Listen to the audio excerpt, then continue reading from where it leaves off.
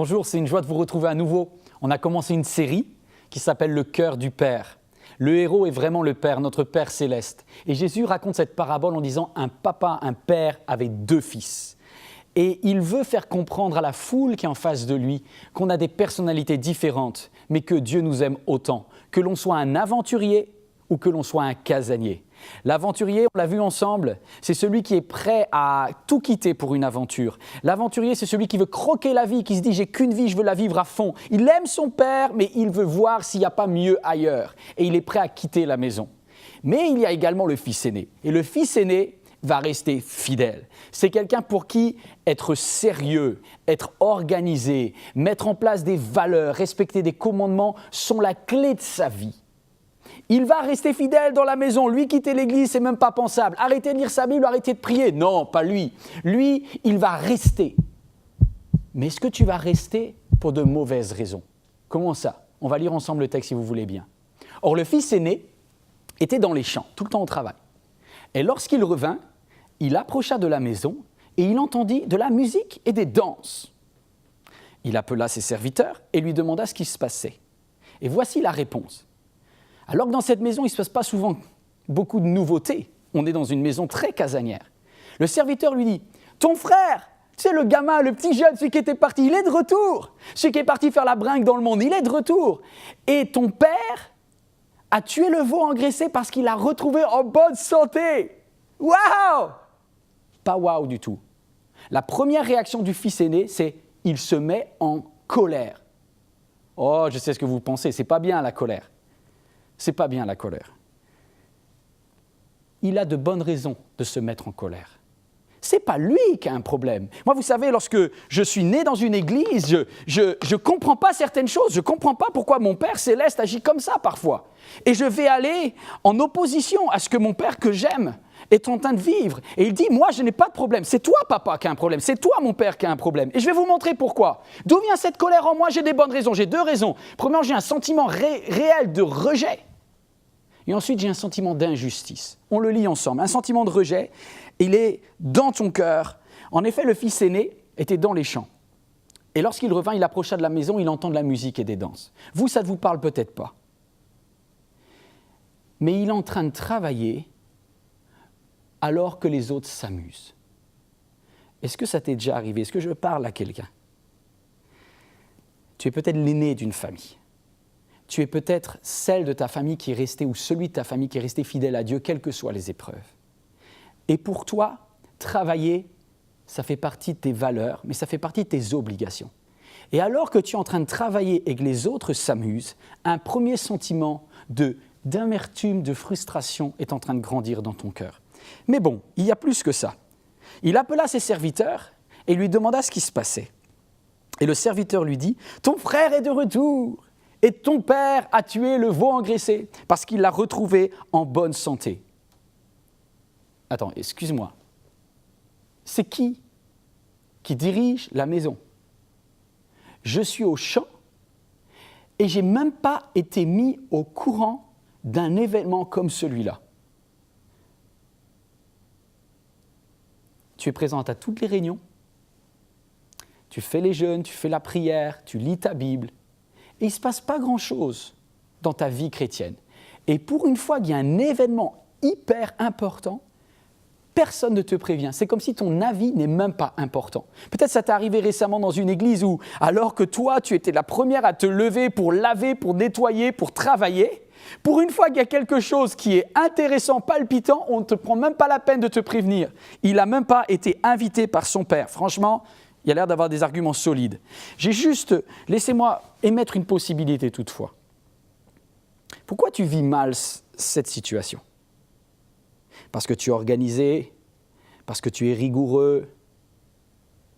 Peut-être, laisse-moi émettre un petit doute. Est-ce que tu n'aurais pas un besoin de contrôle? Un besoin de contrôler ce qui se passe dans ton environnement et peut-être dans ton église? Non, pasteur, c'est bon. Ok. On va aller plus loin alors. Je vais te donner une 3e raison pour être vraiment en colère. La 3e raison, c'est que le fils aîné est celui qui est resté fidèle à la maison. Et il n'a pas pris son héritage. il n'a jamais eu le culot de faire ce que le petit gamin a fait. C'est-à-dire de demander l'héritage à papa alors que papa était encore en vie. Non, non, lui, il est resté, et il économise, il construit avec fidélité d'année en année. Mais alors, je voudrais bien réfléchir à quelque chose. Qui c'est qui paye la fête qui est en train de se passer là-bas dans la maison? C'est l'argent de qui? C'est son argent. Il n'a pas demandé sa part. C'est-à-dire qu'ils sont en train de s'amuser. Ah, très bien qu'ils s'amusent, mais au moins ils payent, quoi. Même pas, ils sont en train de payer. Alors oui, je suis en colère, parce que le gamin est revenu, le rétrograde est revenu, et il est en train de s'amuser avec mon argent dans ma maison, avec mon papa, alors que moi je suis au travail. Ah oui, ça fait beaucoup. Et c'est pour ça qu'un sentiment d'injustice, ta maison, est-elle encore vraiment ta maison? Sentiment d'injustice. On lit ensemble. Le fils aîné se mit en colère et il ne voulait pas entrer. Il ne reconnaît plus sa maison.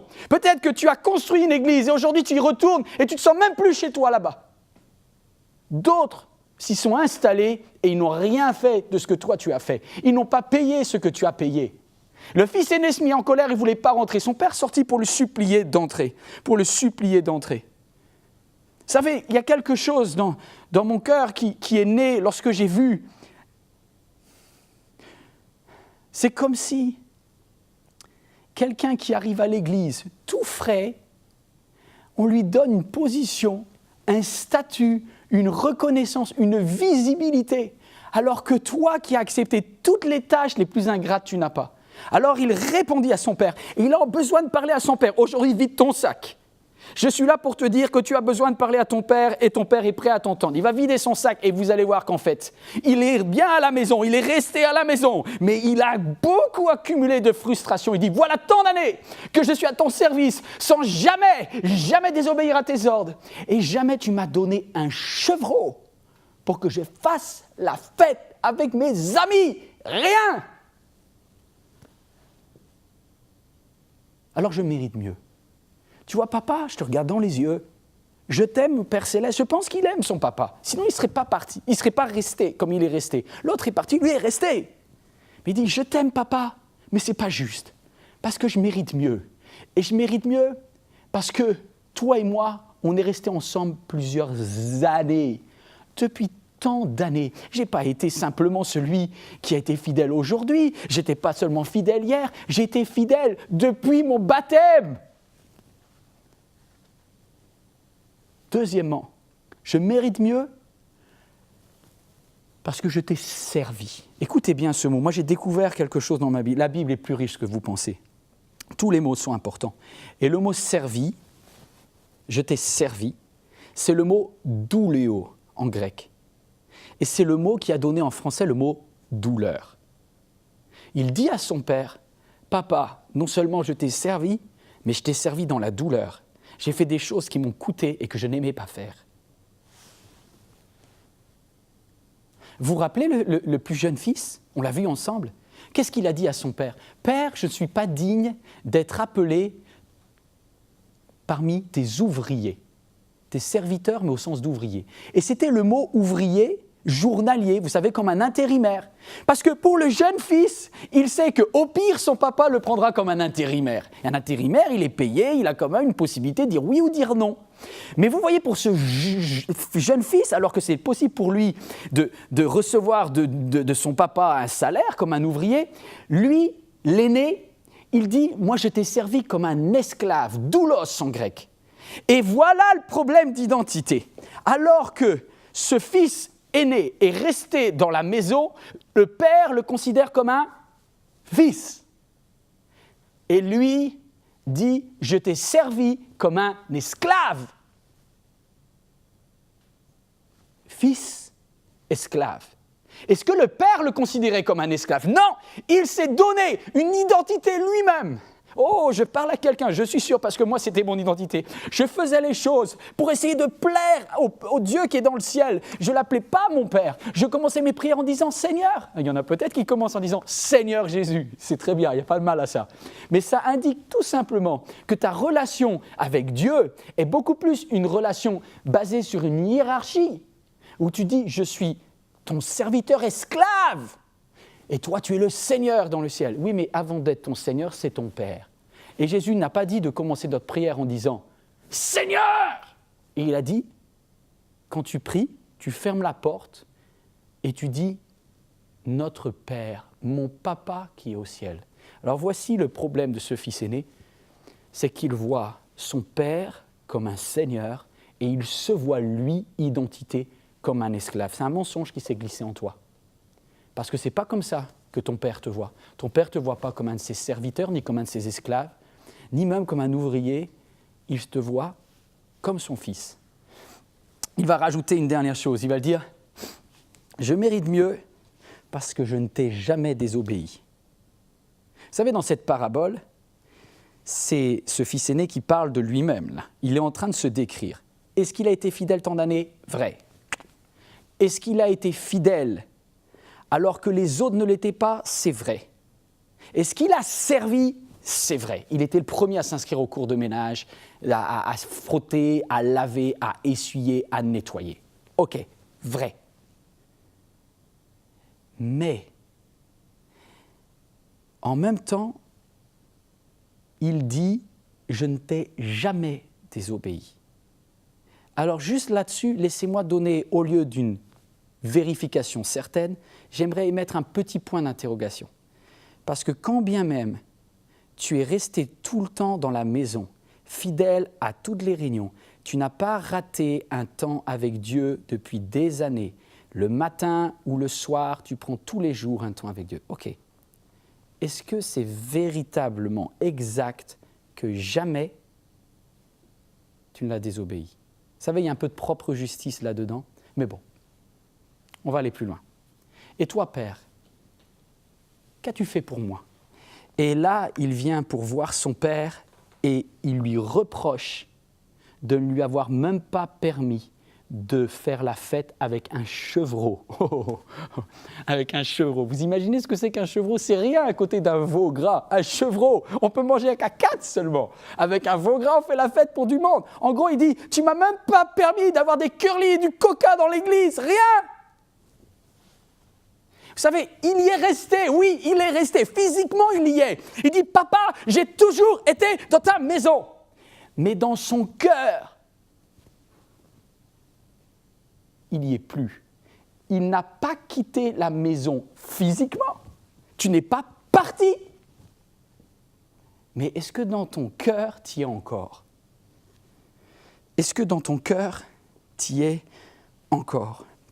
Le fils, regardez, le fils se mit en colère et il ne voulait pas entrer. Dans quoi tu ne veux pas entrer ?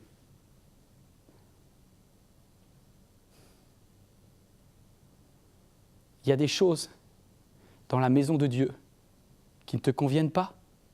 Le fait d'être avec tes frères et sœurs, ça ne te convient plus. Alors tu y vas par obligation, mais tu t'éloignes tranquillement et ton cœur n'y est plus. Ah, cette histoire, elle me touche parce que Dieu va aller le chercher. Aïe, aïe, aïe, aïe, aïe. Je pensais que Dieu allait chercher seulement ceux qui étaient rétrogrades et qui avaient plein de boue sur eux, comme ce jeune fils. Non, le père va aller chercher également le fils aîné, celui qui s'est simplement un tout petit peu éloigné dans son cœur. Son père sortit pour le supplier d'entrer. Il n'a même pas fait ça pour ton jeune frère. Le papa, imaginez, c'est la deuxième fois qu'il se lève. La première fois, il a couru parce que son fils sentait tellement mauvais qu'il fallait l'aider à faire le dernier pas. Mais ce fils orgueilleux qui est là, le papa dit, si je ne vais pas le chercher, il ne viendra pas. Alors le père vient et le regarde et lui dit, je t'en supplie, rentre chez toi. Je voudrais terminer avec ce troisième sentiment. Cette fois-ci, ce n'est plus tes sentiments à toi, mais je voudrais parler des sentiments de ton père. Les sentiments de ton Père céleste. Alors toi, ça ne te parle peut-être pas, mais moi, je me sens complètement investi par ce que le papa va lui dire. Il lui dit, mon enfant. Il ne lui dit pas douléo, il ne lui dit pas ma douleur, il ne lui dit pas mon serviteur, il lui dit mon fils, mon enfant. Lui dit le Père, tu es toujours avec moi. Tout ce que j'ai, c'est à toi.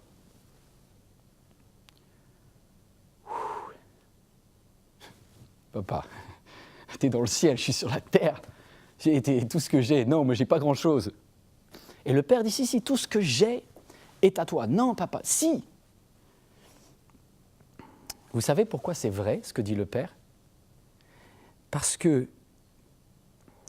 c'est toujours cette histoire d'héritage. Moi, je me suis dit, quand ils ont divisé l'héritage, vous savez, quand le gamin, l'immature, celui qui voulait manger la vie, est venu, le père a divisé son bien, son bios. Vous vous en rappelez de ça ? Il a divisé son bios. Et moi, je suis français, je suis habitué au code civil de Napoléon, on divise à part égale. Alors, je pensais qu'il y avait eu une partie pour le plus jeune et une partie pour l'aîné. Conclusion, 50-50. Mais non, on est en Méditerranée, on est en Israël, on a le droit d'aînesse. Le premier mérite une double part. Et vous voyez, ce que je voudrais te dire, c'est que ton papa est à la maison, mais il dit, tu as 2 fois plus. Il y a quand même une récompense pour tout ce que tu as fait. Je crois qu'il ne réalise pas que tout ce qu'il y a dans la maison de Dieu est à lui. Il est tellement serviteur dans sa tête qu'il ne comprend pas que tout ce qu'il fait, c'est à lui. Dieu veut te donner, que tu réalises que tu as le droit. Il n'ose même pas le prendre, mais il a 2 fois plus que tout le monde. Alors tu vois, ton sentiment d'injustice, ton sentiment de rejet,